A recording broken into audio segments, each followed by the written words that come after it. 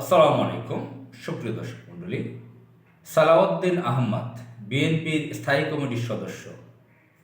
সালাউদ্দিন আহমদ সম্পর্কে আপনারা জানেন, তিনি 9 বছর ভারতের কোনো এক জায়গায় ছিল। তো এটা নিয়ে আমরা কিছুদিন পরপর মিডিয়াতে নিউজ দেখতাম, ভারতে তিনি আশ্রয়ে আছেন। আশ্রয় বলতে আহ, তাকে ভারতে আটকে রেখেছে, নানান ধরনের কথা শুনতাম। অবৈধভাবে বর্ডার ক্রস করার কারণে, এটার কারণে, সেটার কারণে নানা ধরনের কথা শুনতাম। আহ, তারপরে তার পরিবার থেকে বলা হতো, মিডিয়া বলা হতো তাকে, কোনো কোনো মিডিয়া বলা হতো তাকে বেশ নির্যাতনে রাখা হয়েছে, ছোট একটা জায়গায় রাখা হয়েছে। তো তিনি যে সেখান থেকে 5 আগস্টের পরে তিনি বাংলাদেশে আসলেন। আসার পরও তিনি কিছু কথা বলেছেন, তাকে ছোট একটা জায়গায় রাখা হয়েছিল, সেখানে থেকে নড়াচড়া করা যেত না, ইত্যাদি ইত্যাদি। তিনি বাংলাদেশে আসার পরে বিশাল একটা শোডাউন হয়েছে, বিএনপির লোকজন, তার যারা পরিচিত ভক্ত লোকজন একটা শোডাউনও করেছে। আবার এস আলমের গাড়ি ব্যবহার করেছে, সেটা নিয়েও আলোচনা এসেছে। তো তিনি বিতর্কিত হয়েছেন। তিনি বৈষম্য বিরোধী ছাত্র আন্দোলনের ছাত্রদের যারা নেতৃত্বে আছেন তাদের বিরুদ্ধে কথা বলেছেন। বাংলাদেশের অধিকাংশ মানুষ যেভাবে দেশকে দেখতে চায়, তারা সেভাবে দেখতে চায় না। নির্বাচন নিয়ে তিনি নানান তড়িঘড়ি করতেছে, নানানভাবে বিভিন্ন বিদ্বেষমূলক কথা বলছেন। এটা নিয়ে বেশ বিতর্কিত হয়েছেন। একদিকে তার প্রতি মানুষের, কোটি কোটি মানুষের আবেগ জন্মিয়েছিল যে একটা বিএনপির নেতাকে ভারতে আটকে রেখেছে। তিনি বিসিএস ক্যাডার ছিলেন এক সময়ে, তার ভালো অ্যাটিটিউড বা ভালো ভদ্রলোক, শিক্ষিত মানুষ, তাকে নিয়ে ডানপন্থী মিডিয়ার কিছু লোকজন বেশ পজিটিভ আর ইতিবাচক লেখালেখি করেছেন, তার পক্ষে বলেছেন, আমরা শুনেছি। আমিও আমার মতন সাধারণ মানুষ তার সম্পর্কে ইতিবাচক কথা বলেছিলাম। কিন্তু তিনি যে 9 বছর ইন্ডিয়াতে ছিল, 9 বছর ইন্ডিয়াতে থেকে তিনি কি করেছিলেন?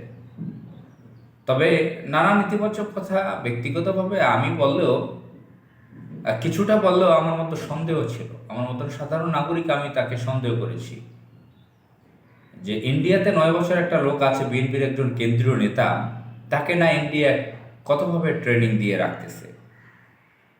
তো ভারত থেকে আসার পর তার কিছুদিন পরেই উল্টাপাল্টা কথা তিনি বললেন। এরপরে মানুষের সন্দেহ বেড়ে গেল। আমরা সবাই লক্ষ্য করেছি, ভারতে নাকি এমন একটা কক্ষের মধ্যে ছিলেন যে তিনি নড়াচড়া করতে পারতেন না, খুব ছোট একটা জায়গায়। নানান নির্যাতনে তাকে রাখা হয়েছিল। তার চেহারা এত নাদুস নুদুস কিভাবে থাকে? 9 বছর যদি এত নির্যাতনে জুলুমের মধ্যে সে থাকে, তার চেহারা কি আপনারা লক্ষ্য করেছেন? তার তো 5 আগস্টের পর ঢাকা আসার পর এখন পর্যন্ত তার হসপিটালে থাকা দরকার ছিল। আমরা বাংলাদেশের যে লোকগুলো গুম করেছিল শেখ হাসিনা, তারা অনেকে বেঁচে নেই। দু একজন যে কোনোভাবে আসতে পেরেছেন, তাদের সম্পর্কে আমরা জানিনি, তাদের শারীরিক অবস্থার সম্পর্কে, তারা কী ধরনের মানসিকভাবে ক্ষতিগ্রস্ত হয়েছেন শারীরিকভাবে, তাদের সম্পর্কে আমরা জানি। ব্রিগেডিয়ার আবদুল্লাহ আল আজামির কথা জানি, ব্যারিস্টার আরমানের কথা জানি। হুম্মাম কাদের চৌধুরী, তিনি মাত্র 7 মাস ছিলেন, তার সম্পর্কে আমরা জানি। হুম্মাম কাদের চৌধুরী দীর্ঘদিন যাবৎ মানসিকভাবে ক্ষতিগ্রস্ত, ব্যক্তিগতভাবে তার সাথে আমার কথাও হয়েছিল। তো সালাউদ্দিন কাদের চৌধুরী 9টা বছর ভারতের মতন জায়গায় থেকে, ছোট একটা প্রকোষ্ঠের মধ্যে জায়গার মধ্য থেকে, অত্যাচারের মধ্য থেকে, নির্যাতিত থেকে কিভাবে এত সুন্দর চেহারা, নাদুস নুদুস চেহারায় থাকেন? আমাদের সেই সন্দেহের যে তীরটা, সেটা কি সেদিকে যাচ্ছে না? যে তাকে ভারত হয়তো রেখে সেখানে প্রশিক্ষণ দিয়েছে তাকে। কিভাবে ইন্ডিয়ার পক্ষে সে কথা বলতেছে, কিভাবে বৈষম্য বিরোধী ছাত্র আন্দোলনের নেতৃত্বের বিরুদ্ধে তার কথা যাচ্ছে, ইসলামিক শক্তির বিরুদ্ধে তার কথা যাচ্ছে, ভারত যা চায় তার সঙ্গে তার কথা মিলে যাচ্ছে, তাহলে কি বোঝা যাচ্ছে না? এবং তার মাধ্যমেই কি বিএনপির বিভিন্ন নেতাদেরকে ভারতের পক্ষে নেওয়া হচ্ছে টাকা পয়সা দিয়ে বিভিন্ন কৌশলে।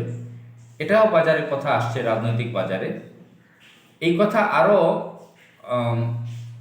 মানুষ বিশ্বাস করতে চাইবে। বিএনপির স্থায়ী কমিটির সদস্য আলতাফ হোসেন চৌধুরী তিনি কি বলেছেন সম্প্রতি, বা বিএনপির বহু নেতাদের ইন্ডিয়াতে বিভিন্ন ব্যবসা প্রতিষ্ঠান রয়েছে, তাদের 100 টাকা 90 টাকা সেখানে বিনিয়োগ ভারতে।